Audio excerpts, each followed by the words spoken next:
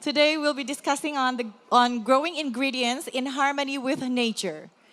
So, forests are essential to the health of our planet. We all know that. However, the world's forests are under increasing pressure due to exploitation. Therefore, achieving a balance between economic growth and environmental conservation is crucial for the long-term health of our forests as well as our planet. So today we will learn about how several industry players has committed and transitioned from traditionally deforesting land use practices towards regenerative nature and forestry practices. Our speakers will also showcase landscape design for implementation of a regenerative forestry business. So if you were here this morning, you would know our moderator. He is the one and only, our systemic partner, Mr. Widarmika Agung. Please step forward. Thank you.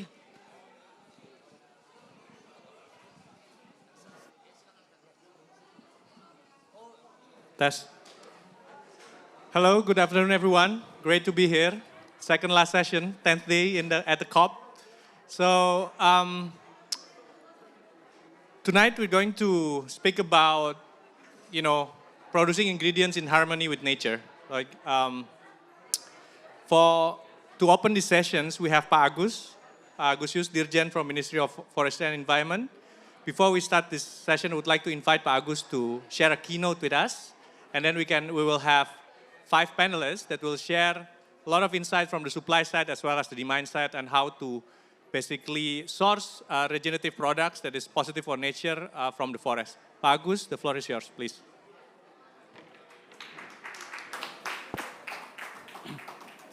Thank you, Pak Widarmika. Distinguished speakers, participants, ladies and gentlemen, friends and colleagues, a very good evening.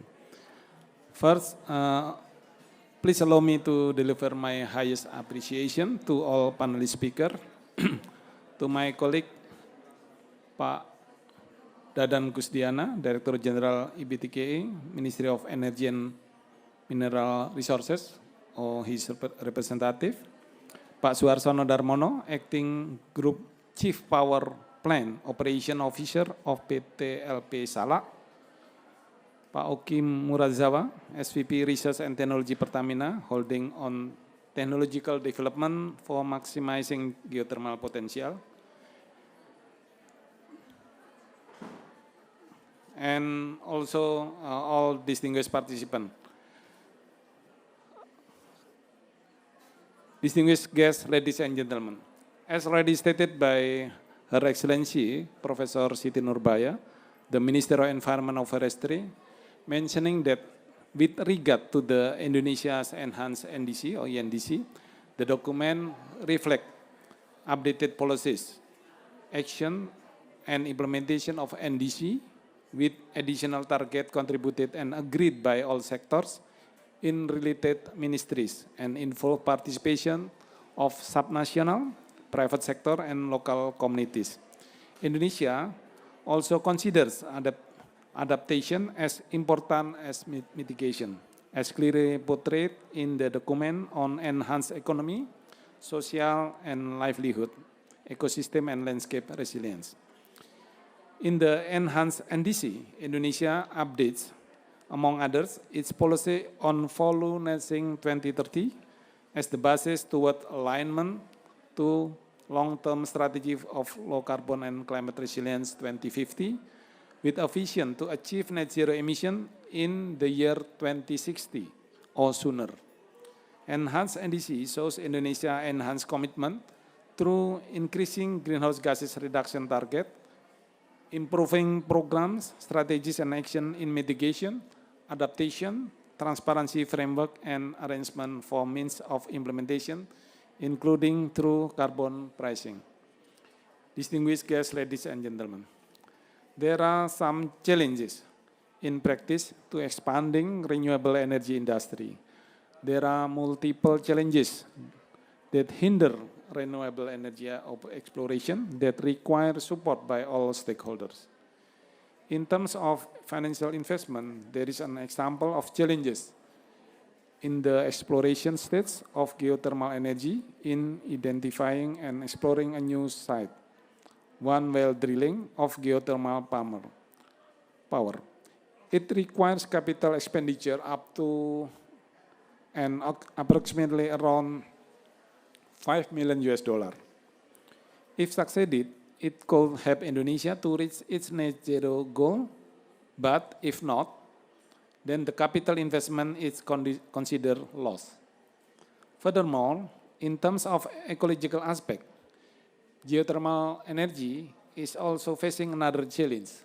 More than 80% of geothermal energy potential in Indonesia is in forest areas. About 42% in protection forest, 26% in conservation forest areas, and 18% in production forest areas. Most people would assume that geothermal development will cause deforestation. However, at the most, areas needed for exploration is less than 3% of the forest cover.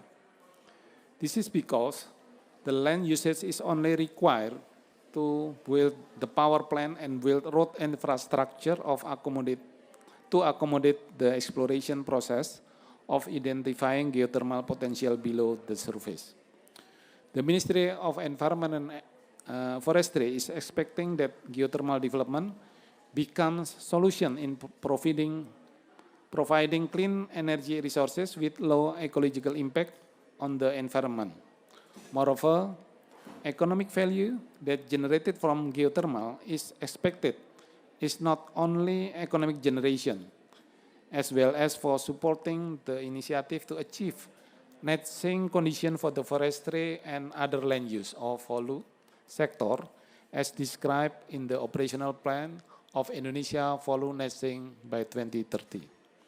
We are expecting that all businesses actors, including geothermal business actors, are able to support the implementation of Indonesia value net sink 2030, which most likely would need investment of more than 14 billion US dollar.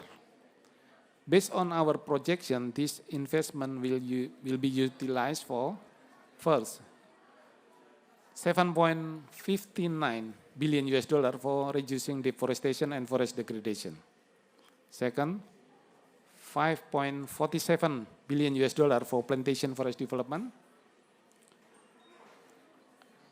Third, 0.82 billion US dollar for increasing the carbon stock, including the implementation of mitigation action on the sustainable forest management, and 0.96 billion US dollar for peatland management and restoration.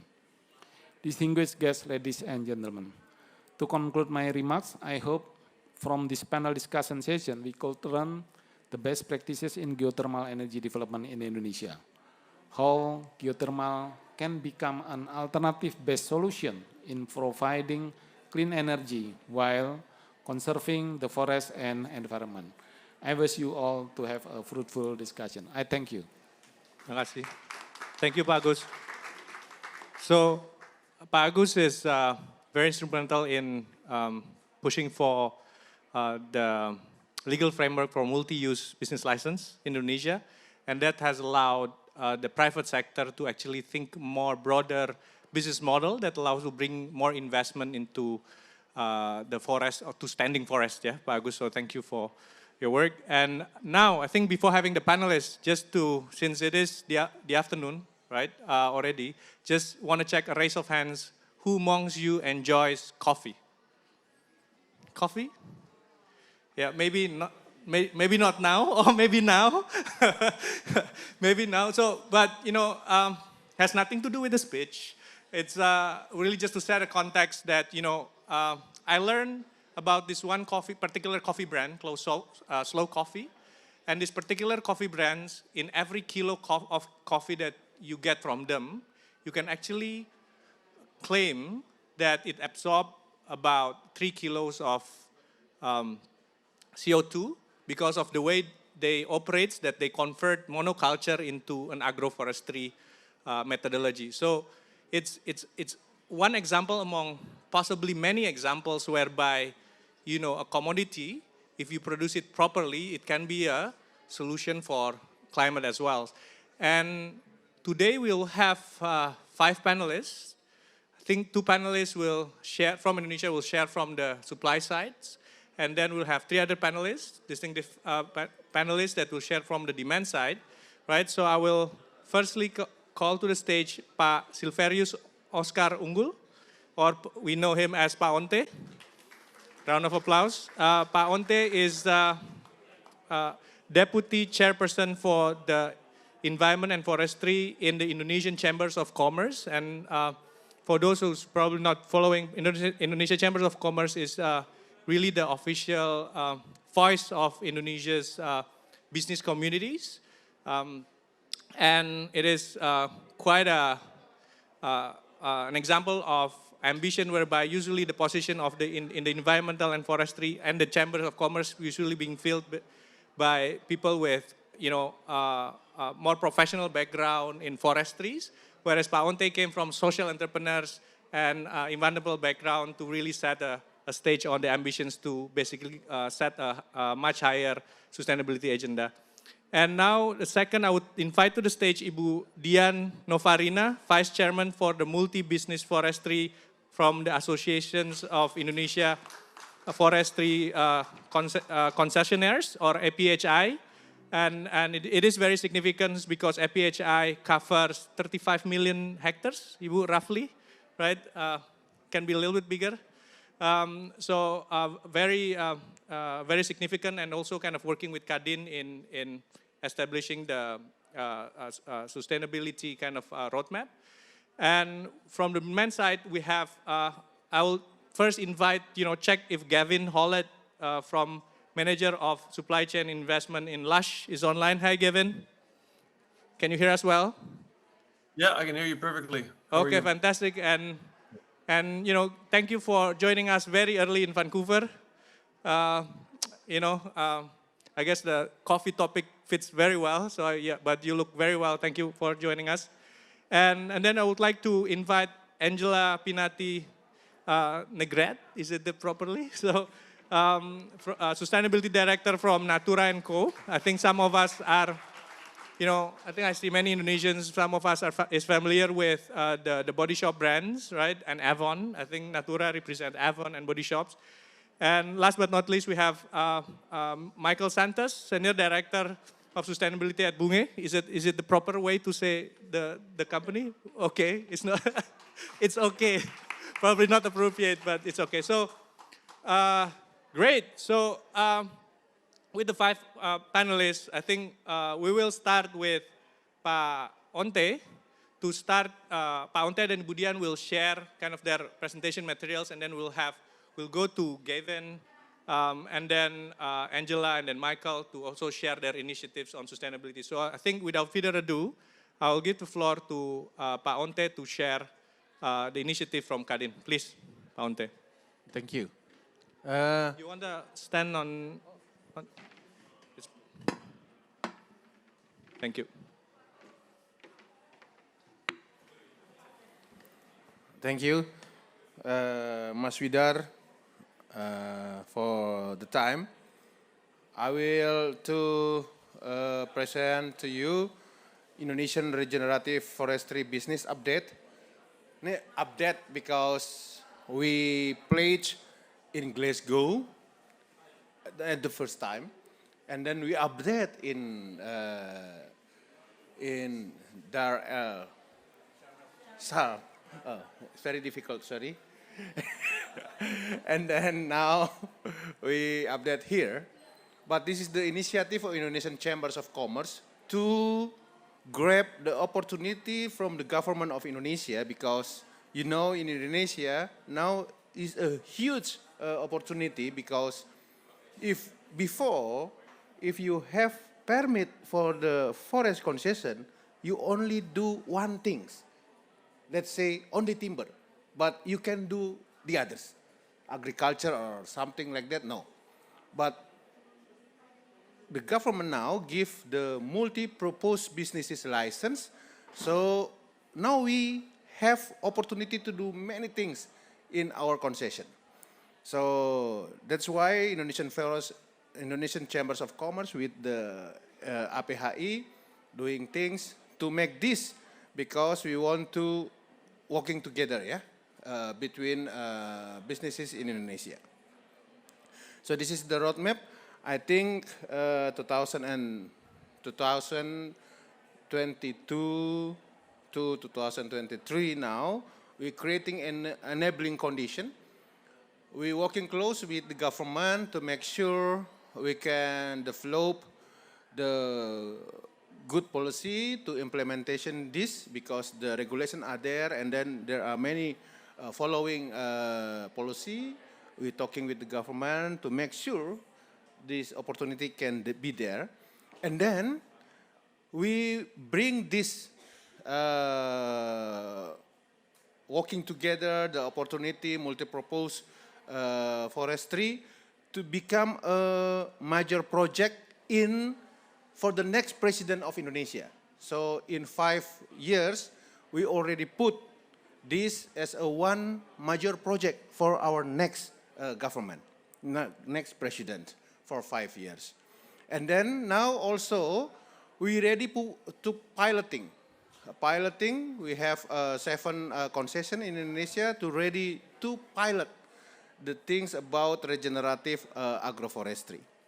And then after that, we want to scale up and then full implementation in 2000 and 2009.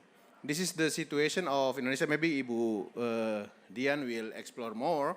But, you know, Indonesians have state forests about 125 million hectares and 60 million production forests, and maybe, like we said, 35 production forests already give to the businesses to manage, yeah. And between 1967 to 2020, yeah, I mentioned before, only one lesson, timber based. But now we have multi-purpose businesses in forestry. Maybe this is the concept. The concept we want together, we learn together between Indonesian businesses to grab the opportunity of multi-product based forest management. Because, you know, sometimes many our members only biasa, only and regularly manage timber. But for this opportunity, maybe not have any experience. So we talk to each other. Our approach is learning together, dialogue, and piloting. What we expected is how to doing the multi-purpose business good. So for energy, for food inclusivity, for food, for pharmacology, and the others. So we want to make this good, of course, as a community, as a center of our businesses. This is some findings about the opportunity in regenerative forest businesses. First, Indonesia is about 30 millions managed by forest company. And the second, I think we already have like a research together between 500 forestry companies, only 150 active, and the rest company are inactive due timber market issue, yeah, because now timber market is down, and multi-purpose product policy is promising for business. Number of concessions registered to apply multi-forestry product are increasing, and ask Kadin to continue facilitate the transformation. Research by Kadin finding that we already identify 5 productive commodities to diversity forest businesses. First, vanilla, cocoa, coffee, arenga sugar, and essential oil. So imagine like this, we make a mapping of our concession. For the good one, timber is still there. We will manage sustainable way. But for the area who already deforestation, there are deforestation already, we want to reforestation by combining trees and this kind of product, essential oil, coffee, cacao, and etc. Together with the community. This is the research by Kadin, and the fourth, regenerative forest business has a potential to scale up. If I mentioned before, 30 million hectares under license. Let's say only 10% degradation already, and we want to reforestation, we have at least 3 million hectares. So this year, we're piloting with 250,000 hectares with 10 concession. And fourth, regenerative forestry also aligned with Indonesian target NDC, follow net sink and net zero target. So this is the commitment we received commitment to support regenerative forest business implementation. There are many 20 companies, and then in the middle of 2003, relevant government agency fully support the implementation. We have a Minister of Environment and Forestry, National Development Agency, and etc. And then regenerative business forestry is the process to include in the midterm natural for the next president. I think this is the lesson learned, the transformation. We ready for 10 company who will be piloting these multi-purpose forestry businesses, and in the three provinces, one in Sumatra and 2 in Kalimantan. Maybe this is the challenges, and I think this Widar. Thank you very much. Round of applause for Paunte. Thank you. I think it's key headlines. It is a transition. We are seeing a transition in the energy sector, right? I think what Paunte is just sharing this is more of a transition in the land use sector, whereby the forestry business is starting to understand, right? What other commodities beyond timber that can bring investments and values to standing forest, and to do it properly, right? It is a process. It started with building understanding among the business owners, right, and also engaging with the government to put in place kind of the right regulatory framework. But we are moving forwards on that areas, right? So thank you, Paunte. Thank you for sharing about the Regenerative Forest Business Hub. I think now I would invite Ibu Dian to share the commitment from and initiatives from APHR side. Please, Ibu Dian.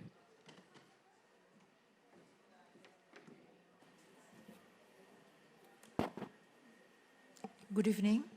It is my honor to be part of this important session this evening with the great panelists, the moderator, and the audience here, and also joining online from various places. My name is Diano Farina, and I'm from the Association of Indonesian Forest Concessionaires. I will discuss the private sector's perspective on the implementation of the regenerative forestry business, particularly in Indonesia.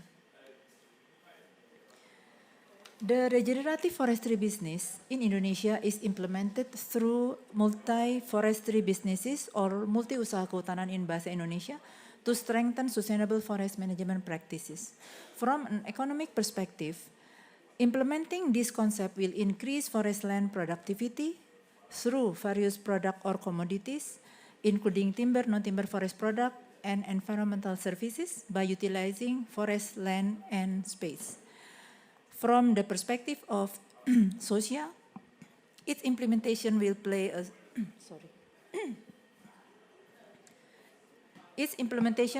a strategic role in improving community welfare. Can be a tool as a conflict resolution mechanism, especially those related to overlapping of land use and utilization, and will better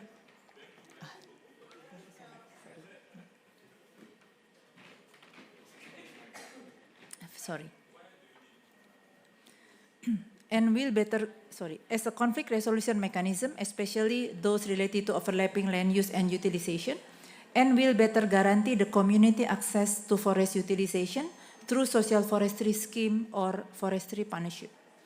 And from the environmental perspective, this scheme will allow all forest land in the companies concession area to be better and optimally managed, will reduce the risk or threat of land encroachment and illegal logging, and will be able to maintain land cover better. So the implementation of the regenerative forestry business and multiple forestry businesses has led to a new forestry business configuration. So we call it a new forestry business configuration, which includes wood-based forest product industries, non-timber forest product, and bioprospecting, food provision through the implementation of agroforestry, silvofishery, and silvopasture pattern, environmental services including ecotourism and carbon, and biomass and renewable energy. The multi-business forestry program in Indonesia has several potential commodities, as mentioned by Pak Onte, with large market and high land suitability in Indonesia, including coffee, cacao, and cassava, to mention some of them. These commodities can be developed with agroforestry pattern and at the same time can contribute to mitigation action to achieve Indonesia Follow Net Sink 2030 target. More details about those commodities are as follows. Let's start with cacao. Indonesia at the moment imports 200,000 tons of cacao due to limited domestic supply both in quality and quantity. On the other hand, Indonesia exports 250,000 tons of processed cacao butter and cacao powder to Europe and North America. This situation provides an opportunity to substitute imported cacao for local processing through increased production. And for coffee, research said that global undersupply of 1.6 million is projected in the global coffee bean market by 2034 due to the climate change in producing countries. While Indonesia at the moment exports 380,000 tons of coffee bean, mainly to Europe and North America based on 2021 data. There is an opportunity to capture the potential global coffee undersupply through increased production in Indonesia by using this scheme, regenerative forestry business. For cassava, 4 million tons oversupply of cassava that cannot be utilized by the processing industry and is not consumed directly. While there is 200,000 tons of tapioca import mainly for industrial needs such as for pulp and paper industries and fast-moving consumer goods or FMCG or household consumptions. This is also the opportunity to substitute import with local tapioca and to develop downstream cassava and tapioca industries in Indonesia. There are some challenges in the implementation of forestry multi-business. The first one is the implementation need a changing of the paradigm and also the mindset. The ability to think out of the box and willingness to improve old way or habits in doing forestry business. There need to be better governance in developing, utilizing, distributing, and also marketing non-timber forest product and environmental services. And currently, no best practice management can be used as a reference in developing non-timber forest product and environmental service businesses on an industrial scale. There is limited access to information. No database can be used as a shared reference on the potential and realization of production and marketing of different non-timber forest products. Challenge on downstreaming of multi-business forestry products, the need for collaboration between concessionaires and community as a business partner, and limited accessibility to funding for the development of non-timber forest product and environmental services business. Several strategies,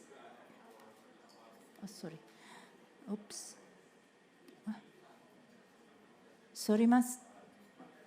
The strategy slide.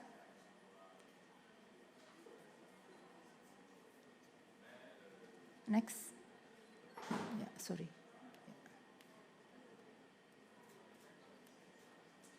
Thank you.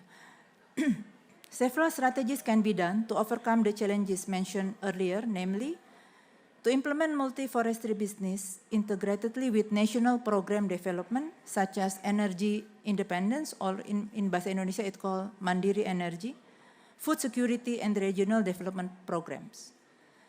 Changing the environmental method of corporate social responsibility to CSV, corporate shared value. Receive support from the government, including from a local government. Receive incentive through fiscal policy, for example, incentive for the development of modern low-carbon forestry industry upstream, downstream. Deregulation of ease of cooperation, partnership, distribution, and non-timber forest product, and ease of investment.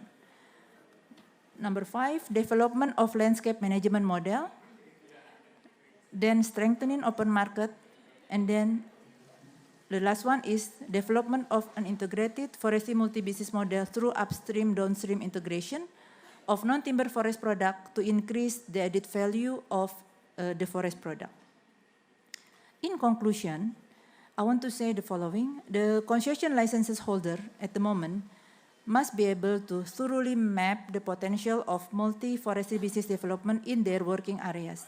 They need to be able to identify which area in their concession are productive for timber production, for example, but which area that can be utilized as an area for producing other commodities.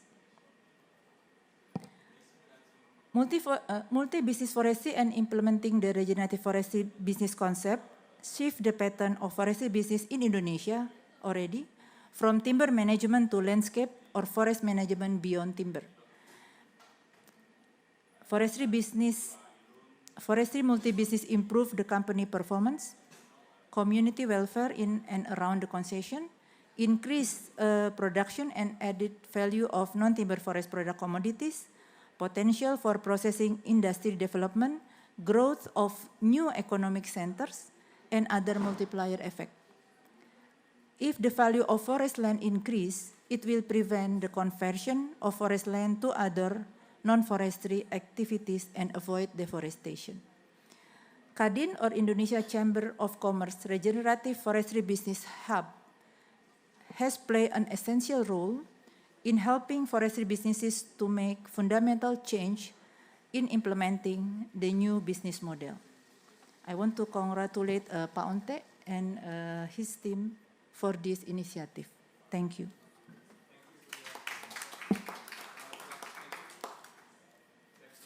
Can I? Okay, great. So I think this is real positive. So I think between the Pak Onte and Budian, right, I think what we learned is that the Indonesian business groups, right, representing 30 plus million hectares of forests, right, sees the opportunity in developing a regenerative supply chain, right, or products, right. So, and if we are, collectively be able to work together, there is an opportunity to really keep the forest standing while bringing, economic values to the forest if there is demand, right, for these regenerative products. And therefore, it's great we have 3 other panelists. I will start with Gavin because it's 6 a.m. in Vancouver, appreciating him so that you can start early. So, Gavin, if you can share about your initiative at Lush around regenerative resourcing, over to you. Please, Gavin. You have roughly about 8 minutes, please.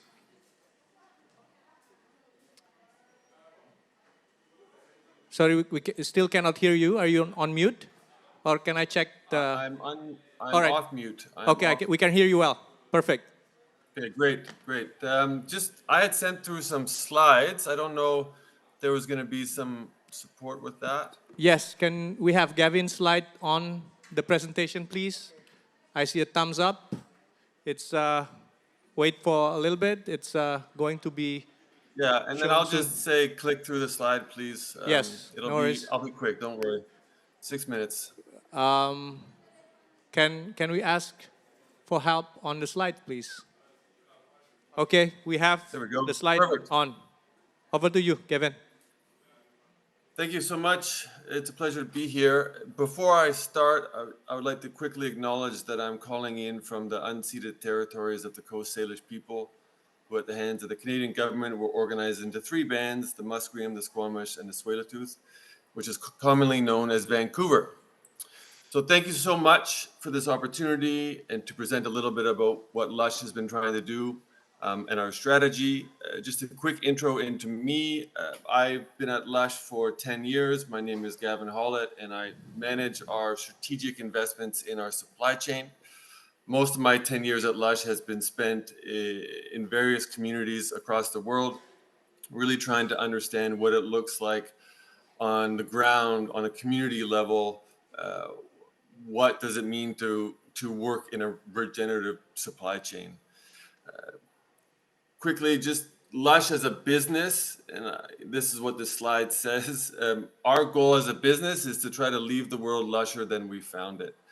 And what does that mean? Well, one of the ways in which we try to focus that is specifically to regenerate nature.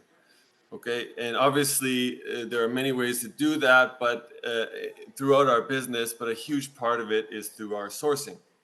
And we have 2 components to our sourcing where we're trying to regenerate nature.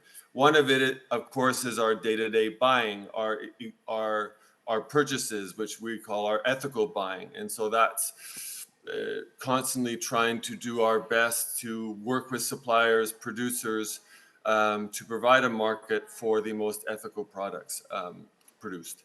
But we also have a strategic sourcing program, which is where I fit in. And in that strategic sourcing program, we're constantly trying to invest in what the future perfect or an improved future could look like. Historically, we have called this our Sustainable Lush Fund. Right now, we're referring to it as our sourcing hub strategy, where we've got companies, direct relationships in kind of strategic parts of the world, where providing us with more direct, radical transparency into the production methods, what's happening on the ground. Since 2011, we've invested quite a bit of funds in this sourcing hub strategy, and which has included direct investments, loans, and smaller grants. We've worked with a variety of small, providing us with more direct, radical. Can we get the audio, please? Can we get audio for Gavin? Yeah, I'm hearing a bit of an echo. Yeah, no, you're good. You're good. Thanks, Gavin. Okay, great. So we've worked. So yeah. So let me skip ahead. So that's kind of just an overview of Lush's approach, where we've been, to try to give context in terms of what are we doing now. One of the questions that we were asked to prepare for is leading up to this panel was, what are our commitments, right? And so in all of this learnings that we've done over the last, since 2011, where we really wanted to go beyond ethical buying, and we set up this strategic sort of future perfect sourcing program, we've learned that in order to honor our commitment to regenerative sourcing, we really need to be in close proximity with our suppliers, producers, and locations where we have our raw materials coming from. Our commitment to leave the world lusher than we found it requires an adaptive, flexible, ongoing approach. This requires hard work, it requires patience, it requires really valuing radical transparency and not being afraid of challenges or when things go sideways, right? Countries like Indonesia, where there's huge potential for conservation and regenerative agriculture, are critical to providing the market with beautiful materials that can make the world lusher, right? So this is a great panel and a great conversation to be a part of. This photo here is an award-winning farm in Guatemala, different part of the world, but similar, where we have supported 400 acres of pasture to be turned into this award-winning agroforestry site. But this is also an example of, you can see the years from 2016 to 2022, things take time, right? Regenerative agriculture, regenerative sourcing does not happen overnight. Next slide, please.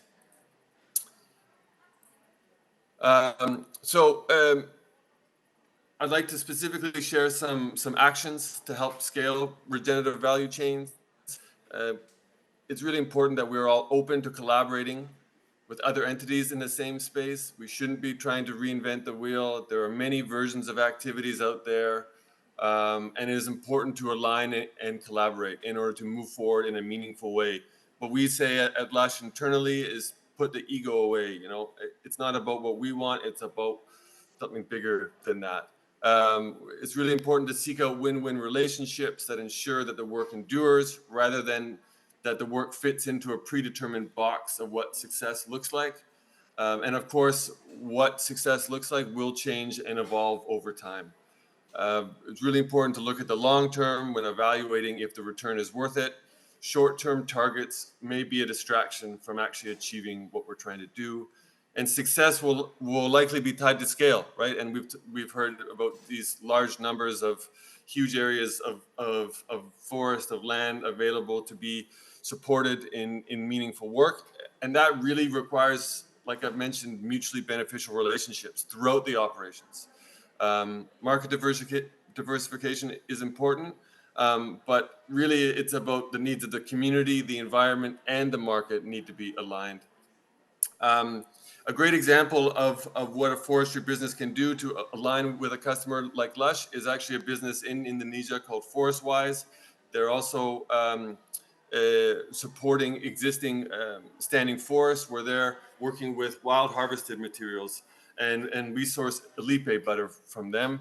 And we feel really good about our materials providing value to a standing forest. And this photo here is again, a different part of the world, but is a similar example to what I just spoke to, where there's a Brazil nut concession in Peru, where we're supporting conservation through our purchases of Brazil nut oil. And there's some enrichment activities. And this was a photo of a pair of jaguars, which is very rare to see, sort of giving us confidence that this forest conservation work that's being done through our sourcing is having a positive impact. And just quickly to finish, last slide, please. This is a photo of a solar-powered factory in the middle of northern Uganda. And this, I just wanted to put this in there to sort of emphasize another big component that we've learned, which is around climate justice and ensuring that the access to this value chain is with those most exposed to the risks associated with climate change. And it's important for that to fit into our regenerate nature focus. So thank you very much for your time and for listening. And I'm really excited to hear the other panelists and participate in any follow-up questions and other aspects of the panel. So thank you again. Thank you, Gavin. Round of applause for Gavin. I think it's really fascinating to see how, you know, you can source from locations and see after a few years, right, after, say, like what it was about 7 years, right, 2016, 2013, right, and it becomes lusher than when you found it initially, right, as your brands stand for. So thank you, Gavin. I think I'll go to Angela. If you can share your initiatives with Natura. Okay, thank you so much for the invitation. Really nice to be with you from Indonesia because you have such a lot of commonalities between our countries, among our countries, Brazil and Indonesia. The same bio-ingredients that I saw here, cocoa, coffee, and cassava. That's quite unusual for some of the countries. I'd like to share that Natura is a Brazilian multinational cosmetic company, one of the top 5 beauty companies in the world. This is the kind of product that we have, but we have fragrances, body moisture, creams, and our main differentiation is that sustainability is always being in the core of our company. So we work a lot with bioingredients from Amazon rainforest. And here I'm going to share just a little bit before getting to our initiatives and our products. I would like to share that the way that we see regeneration is just a little bit different from other companies, because most of them are focused on nature and land use and things like that. For us, regeneration got to be with a holistic view. We saw the possibility of regenerating all the capitals, so nature capital, social capture, and also human capture. And why this is so important for us? Because we have 3 brands, that's Natura, Avon, and The Body Shop. The Body Shop, we've just sold them. I know that is a huge company in Indonesia. We just sold The Body Shop. But Avon and Natura, we are leader of direct sales. So all over the world, these 2 brands have 7 million people selling cosmetics worldwide.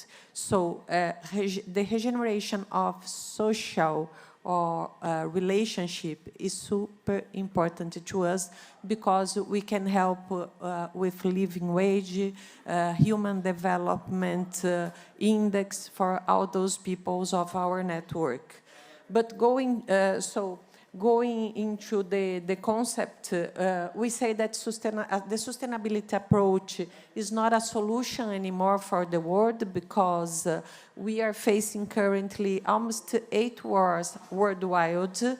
We are almost in the collapse of the climate risks that we are facing. So sustain the actual way of working, way of living, it's not possible. We must regenerate, we should recover, and also we should heal the world.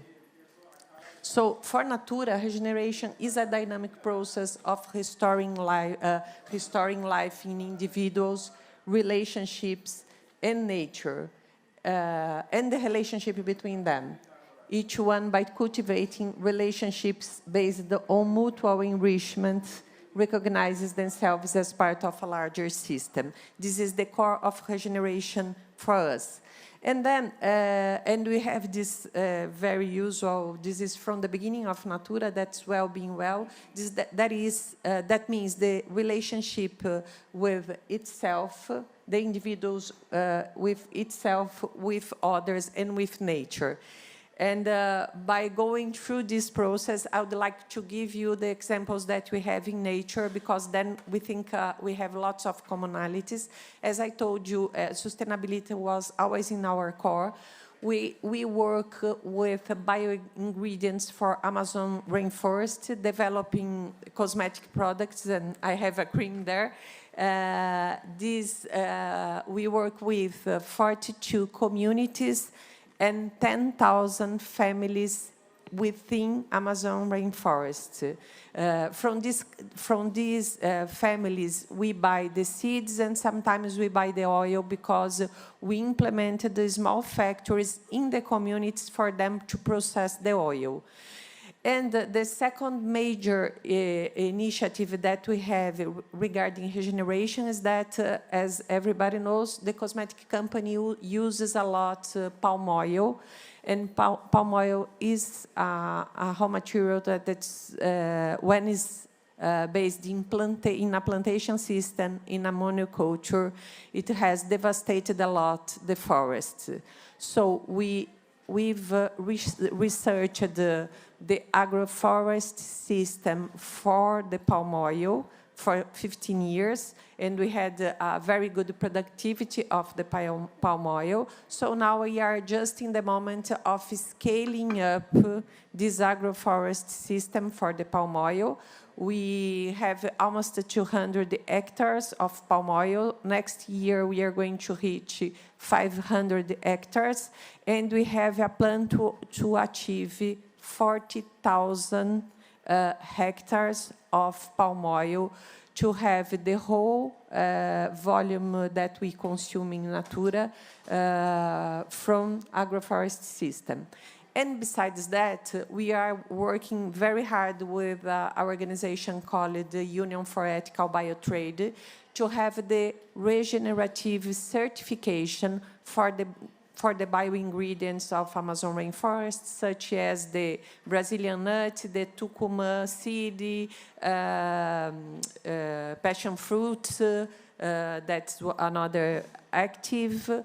That is how we are going to guarantee that we are handling and negotiating with families and also taking care of the forest in a regenerative way. So next year we are going to have the first certification.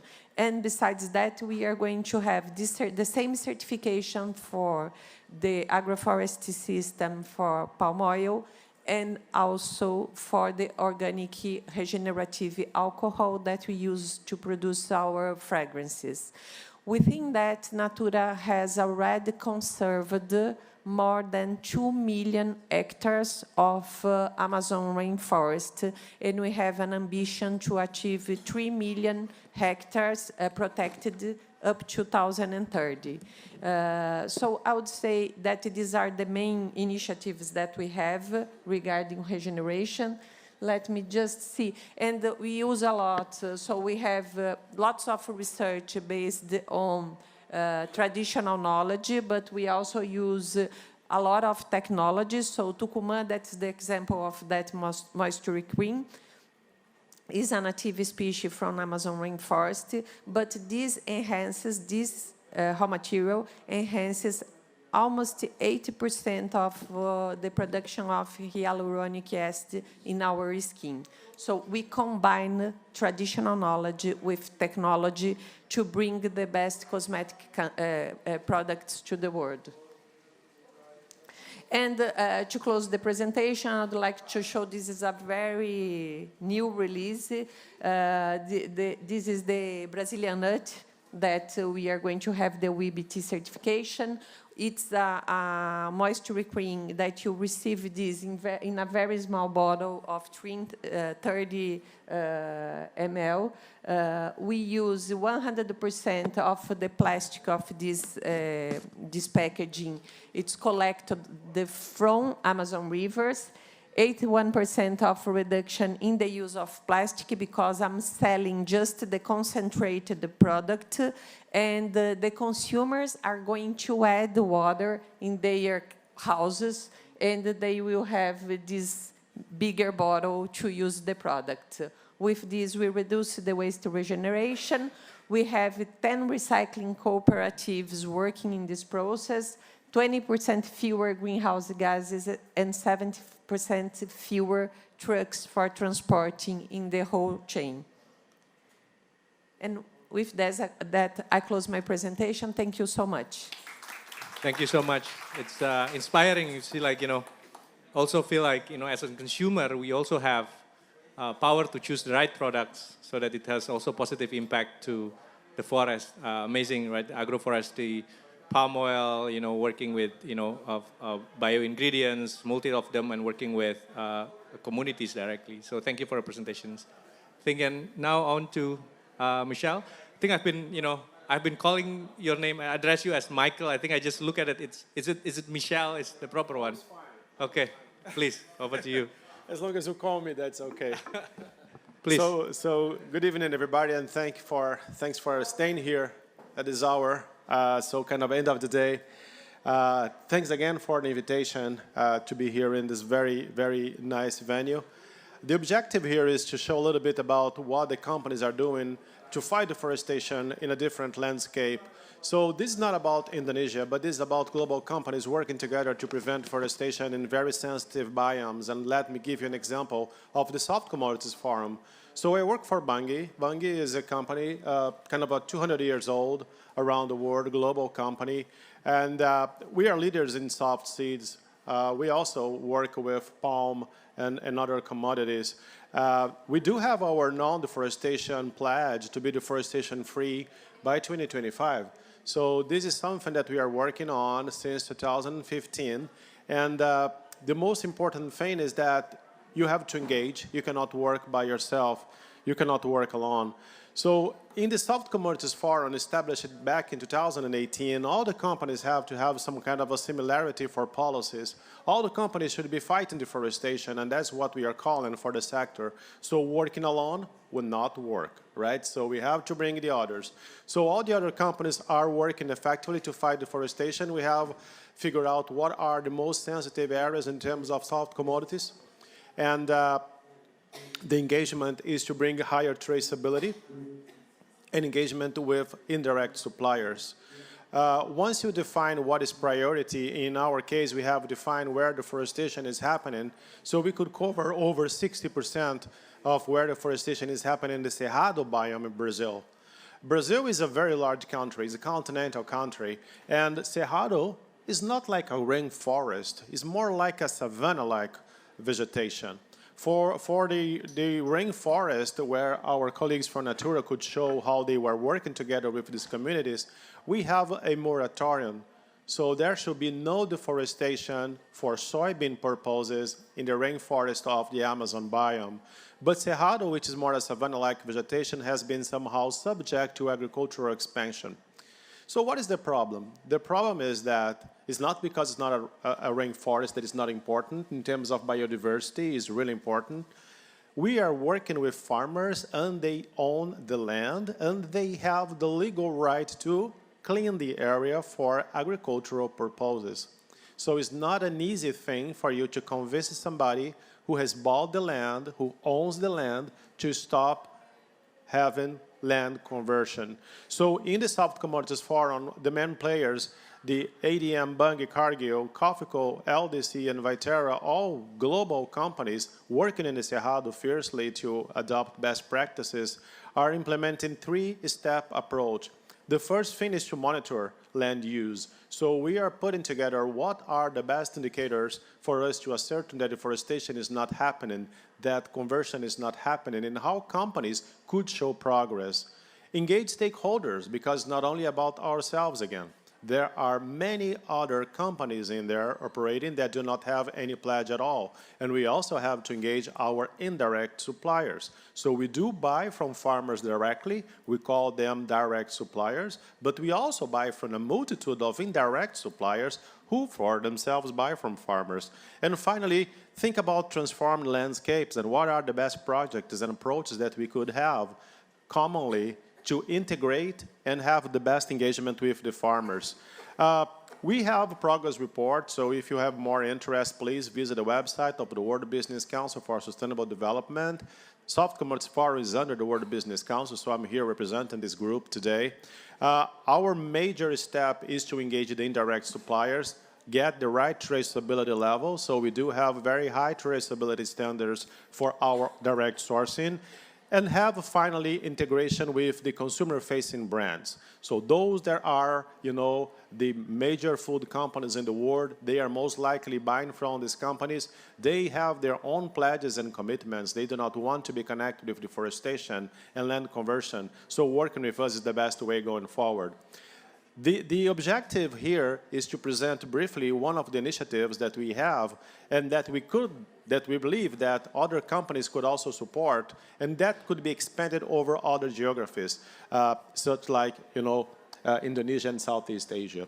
The Farmer First cluster is a way for us to integrate the needs of the right and sustainable development with no need for further land use change. So when we think about Cerrado only, roughly 25 million hectares can potentially be legally converted in the Cerrado for soybean or any other purposes, right? So if 25 million hectares, which is a very large amount of land, would be converted legally, everybody would somehow lose. And remember, this is legal, so these farmers, they can effectively have deforestation. Nevertheless, there are 40 million hectares of land somehow degraded, pasture degraded that could be converted into soy production. So our objective, our common objective, is to shift the need of new land conversion of pristine forest or native vegetation, cerrado-like vegetation, into areas that are already open, and this is what we want to do. We have mapped in the high-risk areas for land conversion and deforestation what could be the municipalities that we could create clusters. So we have in the southern portion of Maranhão State, the western portion of Mato Grosso, western portion of Bahia State, and finally Tocantins State. We have identified municipalities with some common grounds so we could create clusters of development for these municipalities, understanding their needs. We have defined some 8 different major projects to run in these areas. And we also have identified who could be the actors, the implementation partners for these areas. So we are talking about how to integrate farm with agriculture and cattle. So that's a way for you to have better yields without, let's say, expelling other activity, making certain that you are integrating these practices. Understand also what the farmers are doing and start the best regenerative practices, and most likely increase the yields with no need for further deforestation or land conversion. We also have identified that sometimes it's important to have a kind of a green financing model. So farmers willing to commit and not deforest, although they have the legal right, they would have better interest rates from companies that are working with us. So these are 3 of them. Other very interesting thing is, maybe the most interesting one, is exactly the payment for the surplus of forest standing in the ground. So when you have the surplus of legal reserve in Brazil, as I mentioned, they may deforest, but they also have to keep forest standing and native vegetation standing in the farm level. So if they have a farm, let's say 1,000 hectares, and that's in the Cerrado area, they cannot crop over 1,000 hectares. They have to keep at least 20% untouched with native vegetation. So this means that they could open up to 800 hectares, 80%. Right? What we are asking these farmers is that if they have not opened the total amount of land that they could open, that they stop. And then the farmers are going to say, okay, but I bought the land and I have to open, I have to produce. So by halting this land conversion, the farmer would get some kind of a payment per hectare of forest standing. So this is the most interesting thing for these farmers, because this is the way for them to get some money on their pocket by the forest standing. I've been in other panels, and it's so hard and complicated to identify what is the real value for biodiversity or forest standing. We are not even talking about carbon here. We are talking about payment for forest standing in the ground. And finally, if they have the forest beyond the legal thresholds. So the willingness of this group is also to reforest the land. So bring the farmer again to legality and make certain that they can grow trees again in these areas. So it's completely connected with the needs of the farmers. It's completely connected with the needs of the end buyers of the products. And also, it's a way for us to have the social responsibility of not simply stopping deforestation or simply stopping land conversion without giving anything in return for the farmers. Well, the partners that we have are basically the sector that are part of the SCF, so they are the major traders for soy. We have the implementing partners. They are selected NGOs that are operating in Brazilian landscape, so they do know exactly what to do in the fields. Please observe that each of those municipalities may have one or more of these solutions, so the solutions are not exclusive. But for some areas, the solution would not apply just because the solution is not made for that area. And we have some advisors also to make certain that we are just implementing the best thing that we could. Finally, These companies have committed to invest up to $7.2 million in the first 3 years of this partnership. The farmers' first cluster is a success in terms of bringing the light to something more sustainable and engagement with local communities. The implementation toolkit is where we are now. We have started this project now. So we are understanding what are the needs of these farmers. We are understanding what are the best regenerative practices that could be implemented on the ground level. So it's completely different. It's not one size fits all. It's about understanding the real need for that area and implementing things in a way that could have the proper engagement with these farmers and everything. I think that this is all, and thanks so much, and we are open for questions. Thank you. Thank you for sharing. It's very powerful to see kind of, I think, your experience from really collective effort with stakeholders across the value chain, and to really focus on a specific landscape, because understanding there's no one solution fits for all, and really a systematic approach on trying to solve the problem. I think something that is, I think, a lot to learn from, that we can learn from for Indonesia. And I think, to me, when I first kind of hearing about this, it really kind of relates back, especially on the palm oil sectors, right, where similar to what you just described on the soy sector. So thank you. I think now, back to the audience, we still have, we have room for questions. Please, over. If you can help with the mic, please.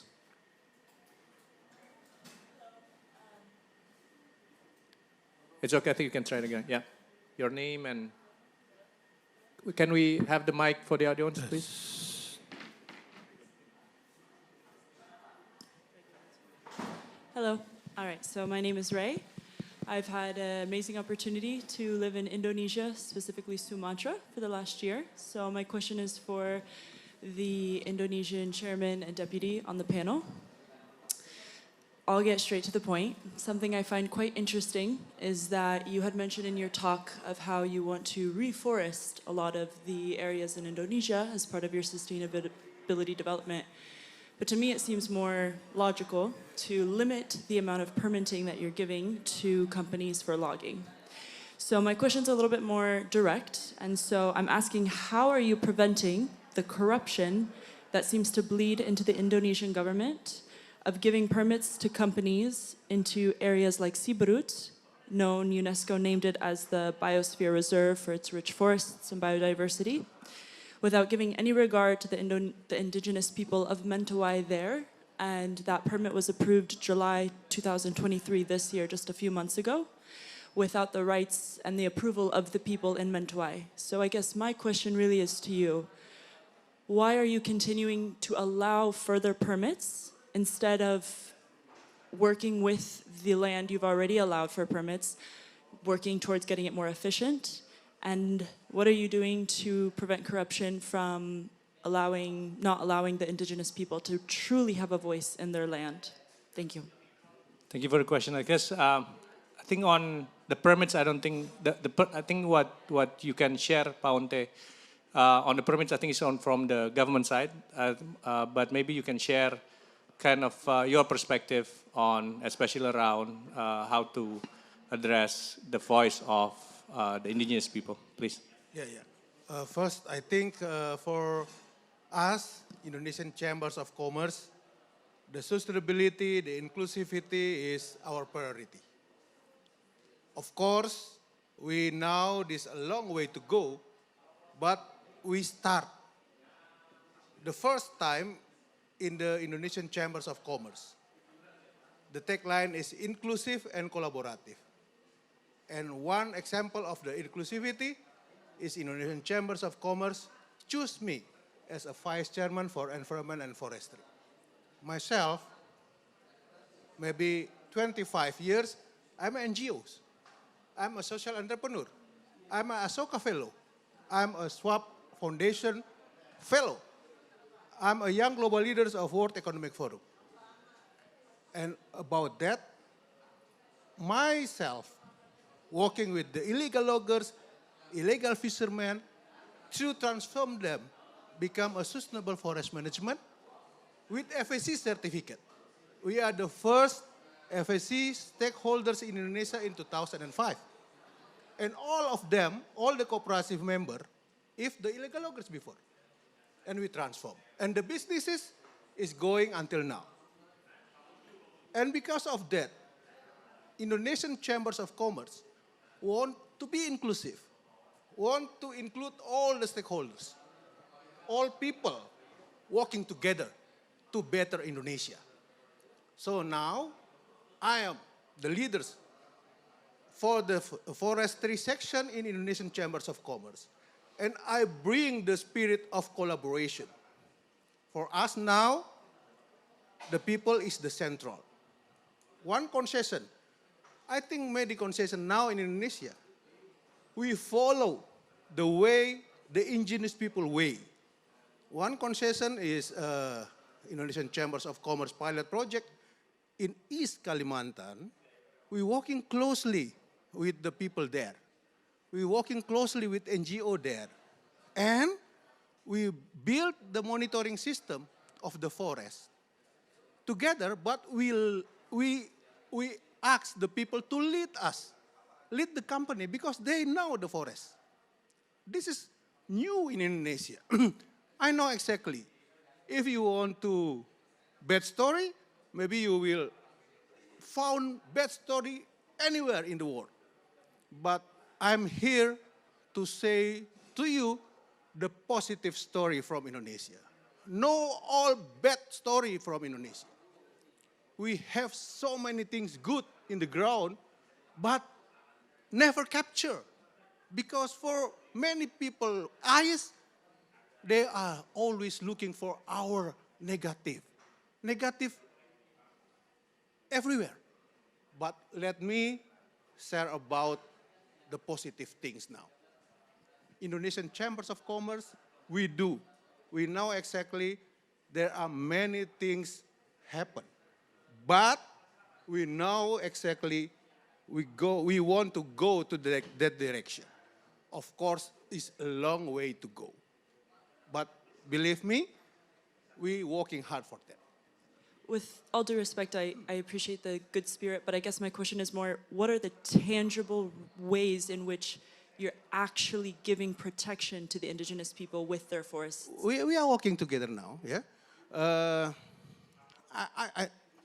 I mentioned before